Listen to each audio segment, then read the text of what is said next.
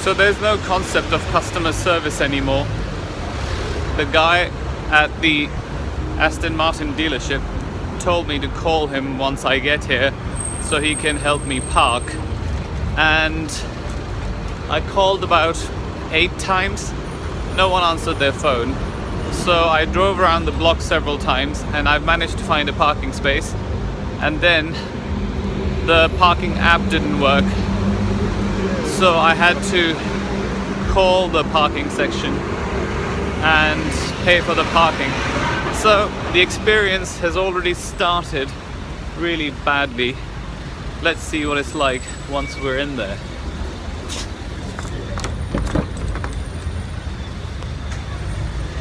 Brilliant, it's closed.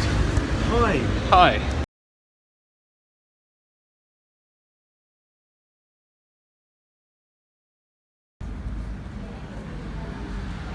So they have a GT12, which looks like a squidged up Vantage, and then they have the new one here.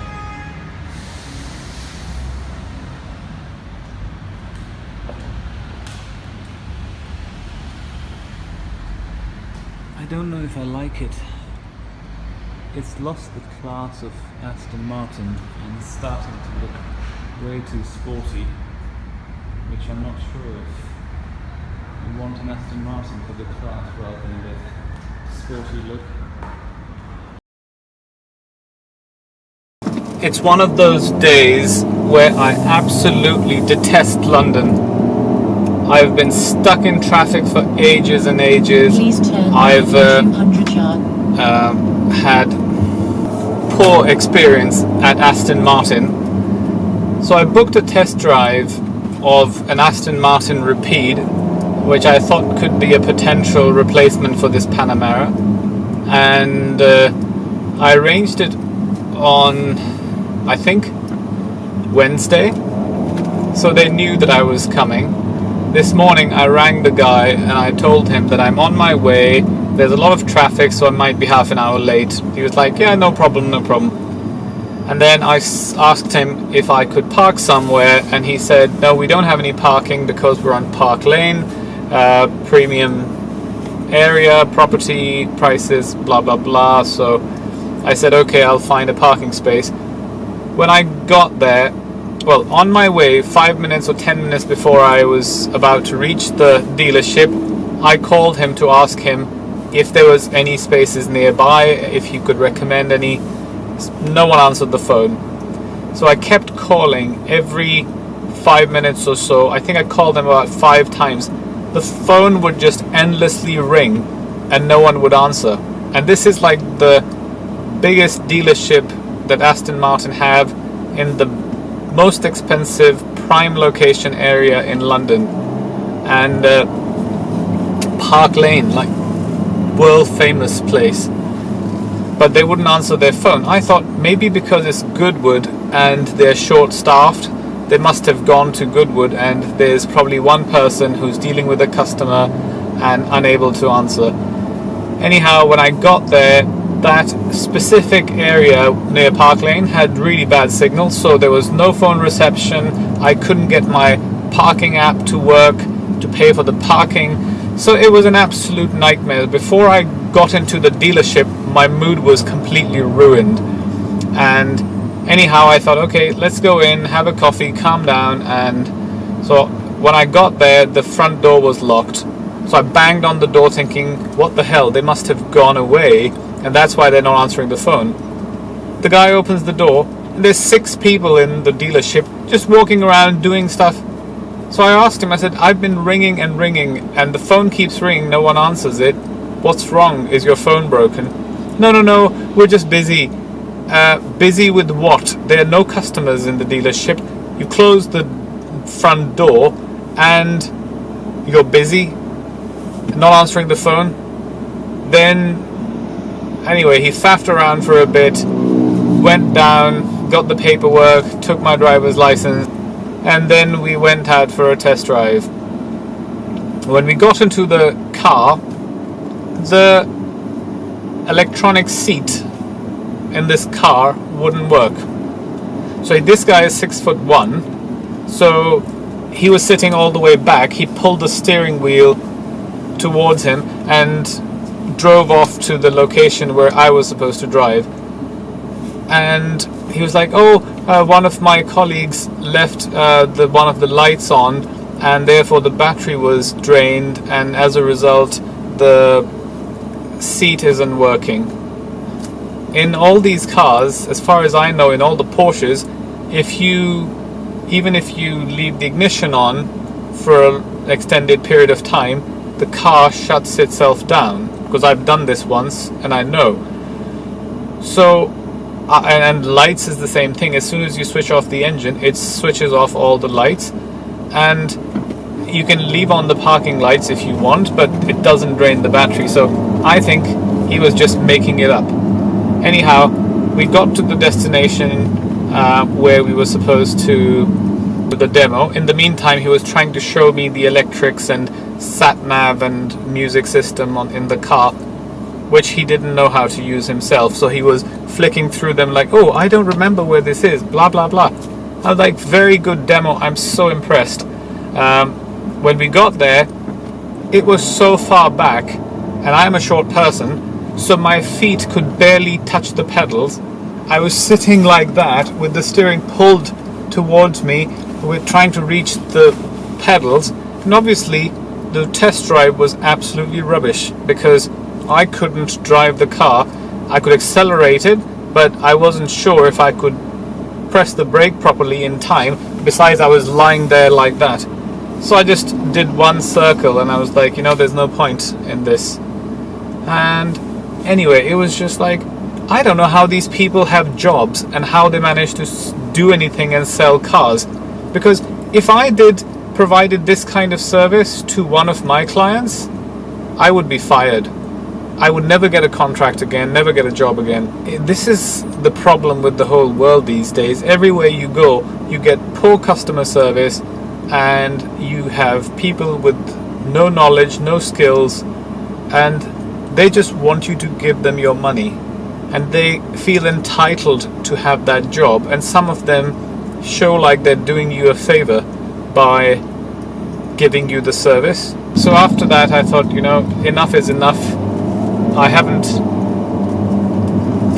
found a car that I'm in love with or I even like, because yes, the Aston Martin looked beautiful on the inside and outside, the finishing was amazing, but the technology was outrageously old, and I couldn't feel how powerful the car was. It was supposed to be 470 brake horsepower and a lot of torque, a 6-litre V12, but overall for me it was completely pointless, that whole test drive.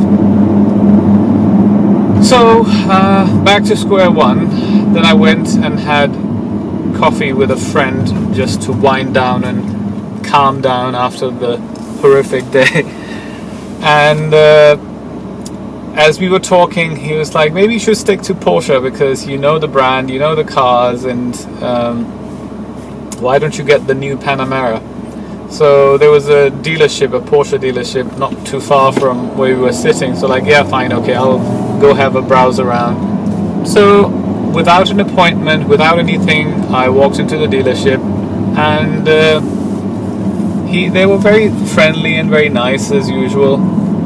I guess it was not in central London, so perhaps that's why they were even nicer. So nice Ferrari.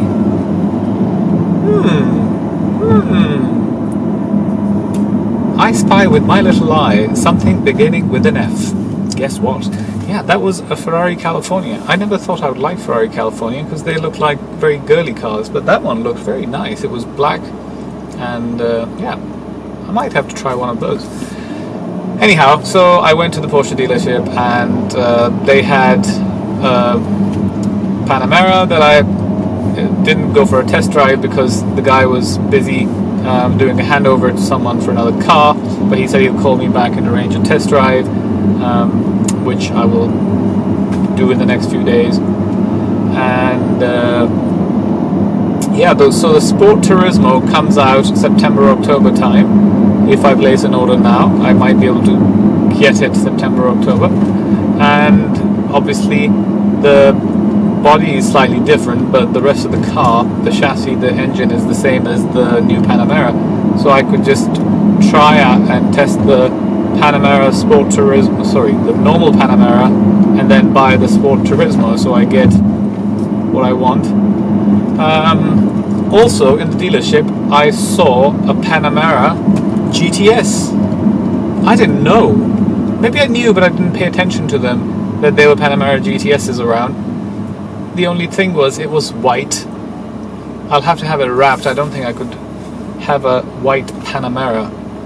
Looks like a big egg.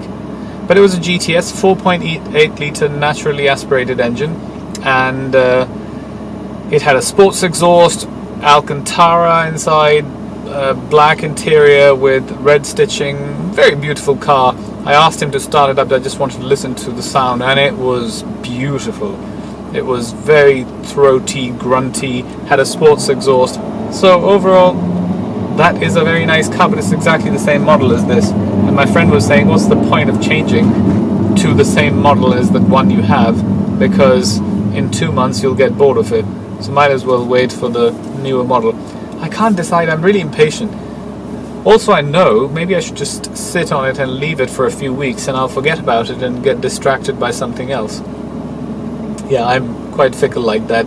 I get something in my head and I just have to do it, and then I get something else in my head and then I have to do that. So that might solve the problem. And I mean, there's nothing wrong with this car. I absolutely love it. It's really great, and I always drive it in sport mode anyway, so enough torque, enough power. I just wanted something a little more classier, and Aston Martin kind of suits my age and look, so I thought maybe I should get one of those.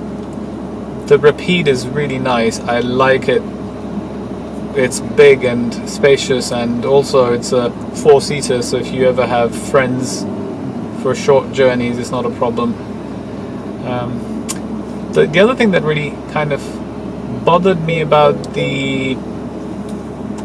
Let's turn this off because otherwise it will keep beeping.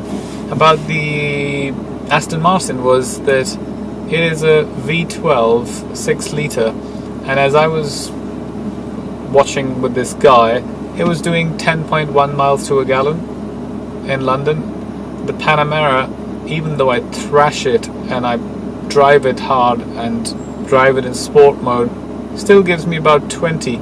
So my fuel cost would double, and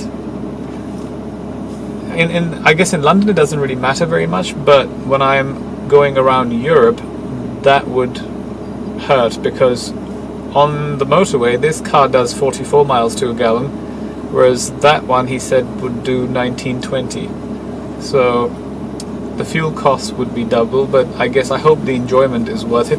But the strange thing was, maybe I should try a Rapide S, because the standard Rapide didn't sound very throaty, and I was expecting typical Aston Martin sound and a V12 engine, but it was just very, very quiet and sedate. Maybe it's because it's a 4-seater, they've made it like that, God knows. I've also looked at a few Mercedes, the new 2-seater AMG GT. It looks so beautiful, massive big bonnet, and sounds really throaty and deep. I don't know whether it's a turbo or not naturally aspirated.